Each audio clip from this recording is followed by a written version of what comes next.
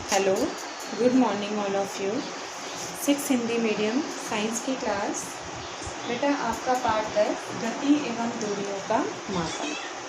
इसके अंदर आपके बहुत सारे पॉइंट डिस्कस कर दिए थे मैंने। राशियाँ वगैरह बता दी थी कि क्या होती हैं और किस तरह से मात्रक निर्धारित हुए, फिर मापन कैसे होता है, मापन के मानक मात्रक कैसे होते हैं, ये आपने पढ़ लिया। लास्ट वीडियो के अंदर मैंने आपको कुछ मानक मापन बताए थे, मापन के कुछ मानक मात्रक, एसआई प्रणाली।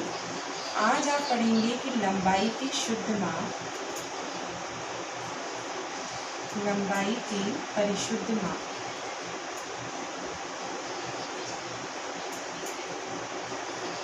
परिशुद्ध माप।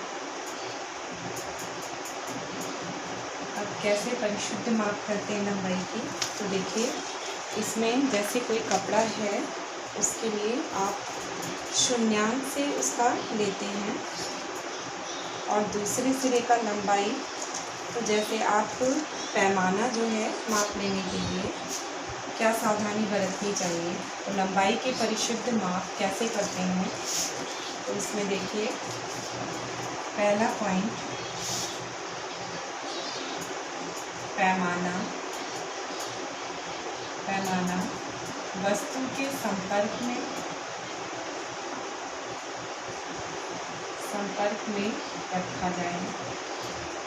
रखा हो।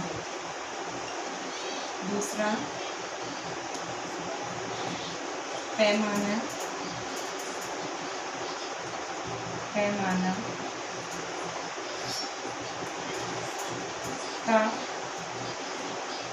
पैमाना का शून्यांक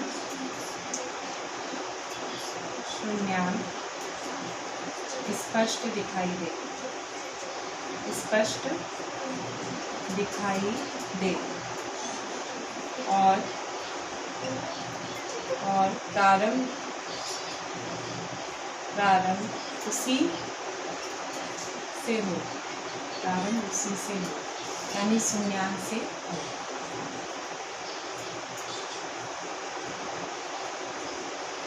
शून्यांक आपका इम्पोर्टेंट है। तीसरा आप दे सकते हैं कि माप लेने के लिए माप लेने के लिए आँख की सही स्थिति,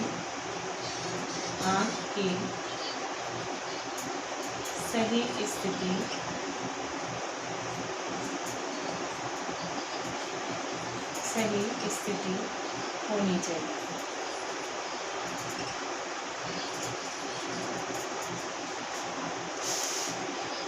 अर्थात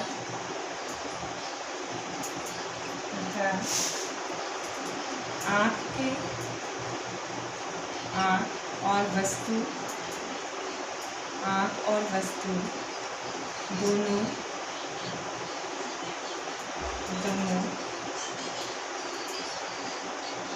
एक दूसरे से निश्चित दूरी पर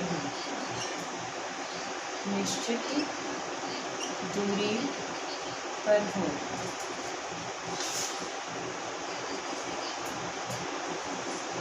आप बता सकते हैं। तो एक बार देखिए कि क्या क्या है लंबाई की परिशुद्ध माप के लिए।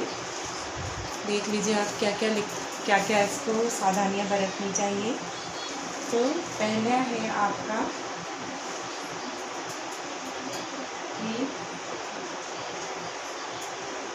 कि आप जैसे नापते हैं तो पहले आपका लंबाई की अगर परिशुद्ध माप करने चाहेंगे तो आपका पैमाना एक तो वस्तु के संपर्क में रखा हो, जिस स्केल से आप नापते हैं वो वस्तु के संपर्क में हो।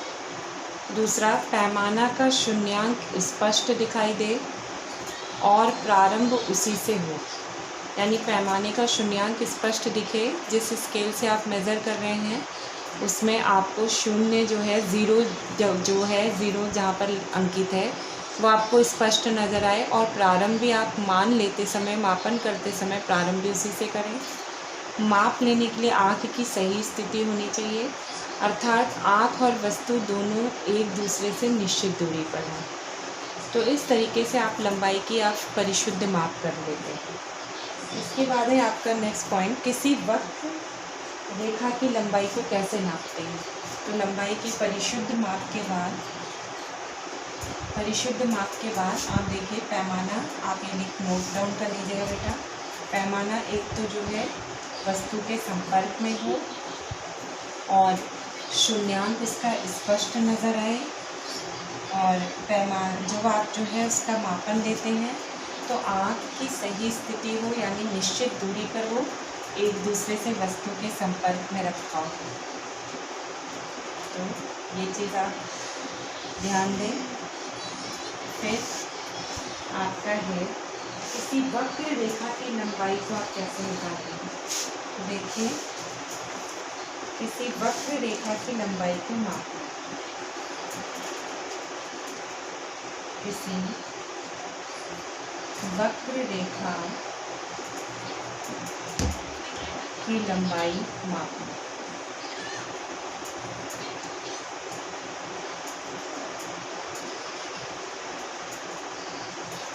किसी वक्र रेखा की लंबाई मापना।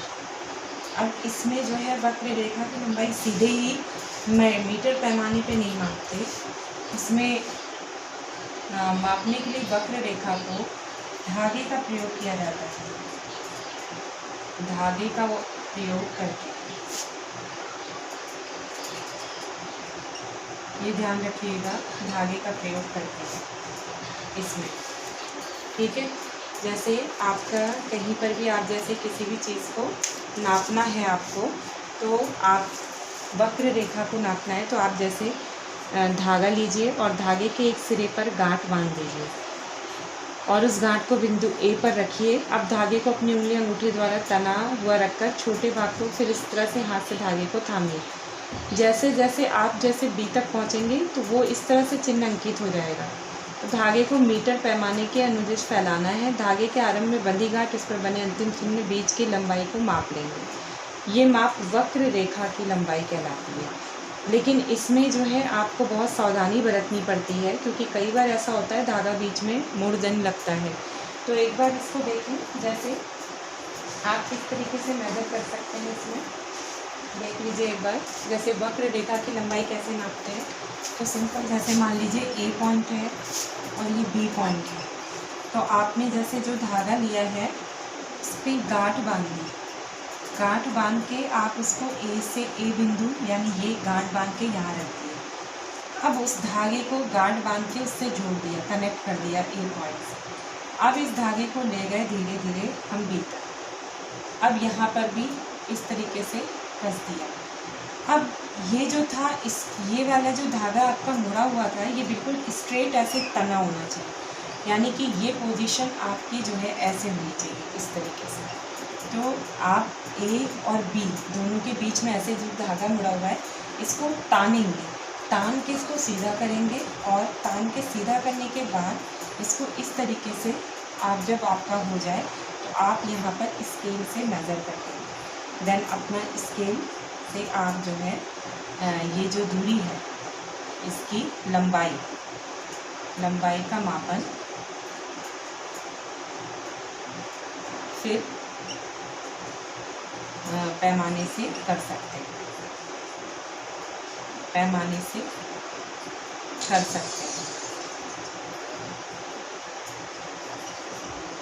या धागे की लंबाई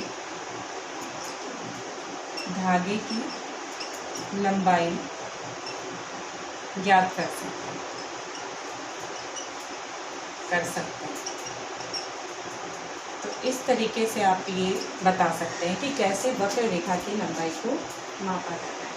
तो आपने देखा कि एक तो सावधानियाँ कैसे कैसे बरती जाती हैं जब हम पैमाने को रखते हैं, परिशुद्ध माप लंबाई की कैसे करते हैं।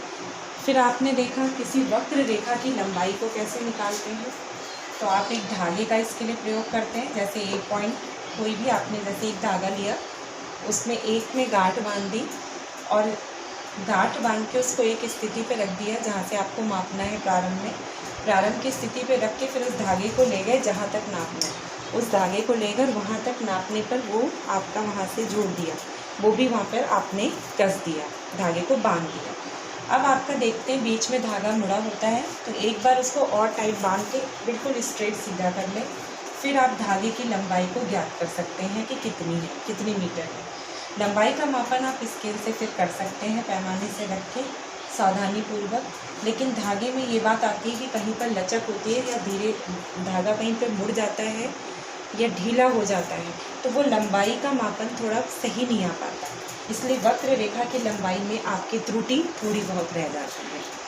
तो इस तरीके से बेटा आपका मैंने ये टॉपिक आपके क्लियर किए। अभी और भी टॉपिक है जो आपके नेक्स्ट में। Okay, bye.